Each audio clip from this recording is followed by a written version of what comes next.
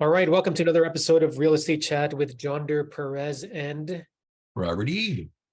and Robert. There's a lot of hungry buyers in this current real estate market looking for deals. You call them vultures. And the sad news is there aren't any. And what we're going to look at in today's episode of Real Estate Chat is this email that was shared to me by Robert, Financial Post Haste. And in it, there's a report that was put out there by ReMax Canada about luxury housing, and that sales of luxury housing were up in the first quarter of 2023 over the end of last year in most Canadian markets. Interesting to point out that this is the luxury housing market. President of ReMax Canada, ReMax Canada's president, Christopher Alexander, basically says the lack of homes for sale is propping up prices across the country. And so if you watch previous episodes of Real Estate Chat, you see Robert and I talk about, and Robert analyze the inventory levels, whether it's high, low, current levels, what they're doing. Robert's going to be commenting about that. But the thing is this, if you're a buyer of real estate today and you've been sitting on the fence since peak February 2022, waiting for that right time to buy, and you thought that the right time to buy is now the right time to buy if you're a hungry buyer, Robert? Well, if you're hungry, it means that you had something to eat a while ago, and now you need to be replenished because you don't want to starve. So we take the analogy no further. But I think there's a lot of people who thought that they were going to find a buyer's market. And for one reason or another, they got an inheritance or a generous mama or who knows what. They have a pile of money, so they don't care about interest rates. And so they're looking to pluck some bargains. And they're being disappointed, as Mr. Alexander in his Canada-wide luxury report point out. When they come to Toronto, they find there's no bargains, even in the luxury market, because there was not the glut of inventory that is required to make it a buyer's market. We know from our stat, blah, blah, blah, that the market is about 30 or 40% off its regular trend for the month of, the 5 to 10 year average is what we use to define normal. And the sales are less by 40%, but also the listings are less by sometimes more than that. When the TREB put out, the Toronto Real Estate Board puts out their report, and today or the next day, we're going to find that listings are way, way, way, way down. We already know the inventory is way, way, way, way down from what the 5-10 year average is. And so if there's no oversupply, there's no buyer's market. So if there's no buyer's market, prices don't move down in tremendous fall. They stay where they are because the seller says, well, there's only 5 of us.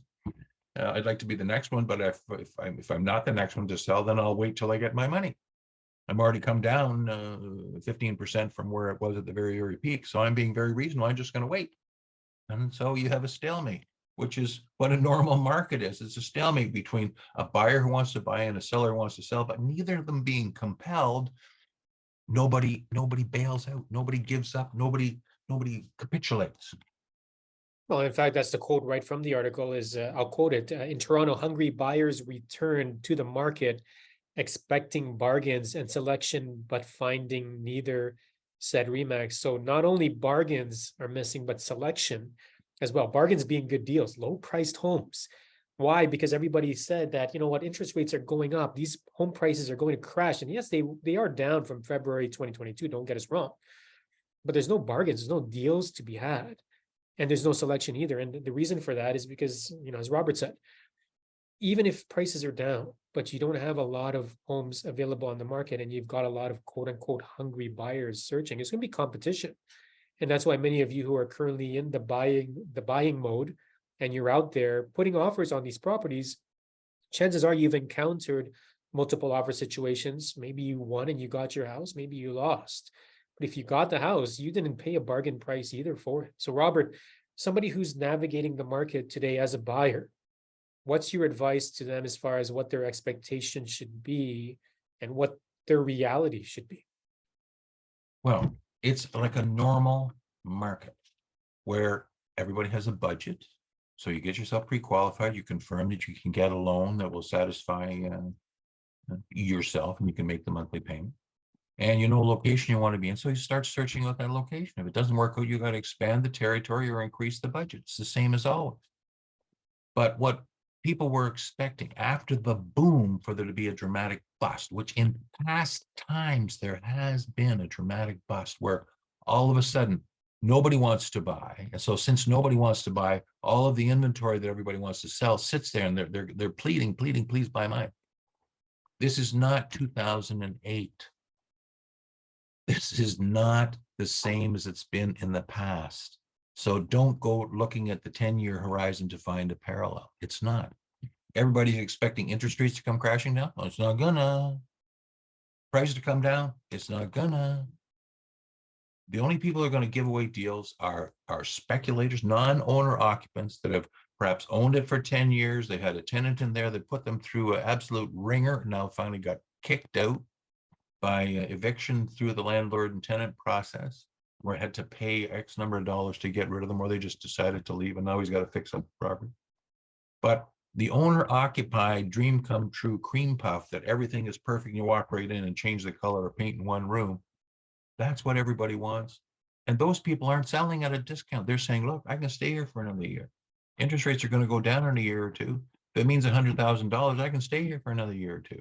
So you don't have the bargain seller. You don't have the compelled seller. So anyone who's a compelled buyer, they must buy now. And so they're going to buy the very, very best one they can. And they're going to have to put in offers on trying to find someone who's very serious about selling. And, you know, sometimes you win, sometimes you lose, but that's what happens in every market. It's not a boom, but it's not an unboom either. It's not a bust. So logically, there would be no reason for an inventory increase at this point even. And if you're looking at the market dynamics right now, where we've gotten the initial shocks of interest rate hikes and, you know, prices are where they're at today, interest rates are where they're at today, the amount of monthly mortgage you're paying is where it's at today. I don't see we're going to see a flip of a switch happen and all of a sudden something changes and inventory all of a sudden gets introduced to the market, because there has to be a reason for that to happen. Right. Well, And if that were to happen, sorry. yeah, In past times we thought that March was going to be it, but March was sort of a very good, but not absolutely definite indicator because the weather didn't go all the way. We have right smack in the middle of it, school break, which sort of knocks the stuffing out of everybody. And then we had a couple of storms in the middle of it. But April is looking really strong. The last week of March was tremendous.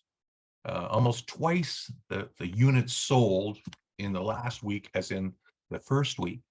And, you know, here we are, April, and the listings are starting to come. So the inventory is now appearing for people, but at the same time, none of them are being given away. All of them have got the low price to entice you and the hold for offers in the future. And they're waiting to see what people want to pay. so that's the key point to this is let's wait and see what happens. So Toronto Regional Real Estate Board report will come out for March. We are still waiting for that. We'll let you know what happens and how close Robert's forecast was for that. But let's keep an eye out in terms of the April market, because this may be the indicator of where things will be headed moving forward. If you like this episode, make sure you click like and subscribe. If you dislike it, tell us why. Type in the comments. If you like it, tell us why you like it as well in the comments. We'd love to hear from you. Whatever your comments, questions, feedback is about the real estate market here on Real Estate Chat. Thanks for joining us on this episode, and we'll see you next time on Real Estate Chat. Bye for now. See you later.